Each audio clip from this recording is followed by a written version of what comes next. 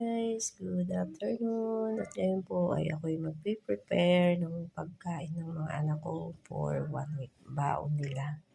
Gagawa po ako ng pork patty. Pwedeng pang ulam, pwedeng pang palaman sa tinapay kung anong gusto nila. At least, healthy po ang kakainin nila. Samahan niyo po ako. Sana po ay magustuhan ninyo ang aking video. Please like and subscribe. Thank you so much.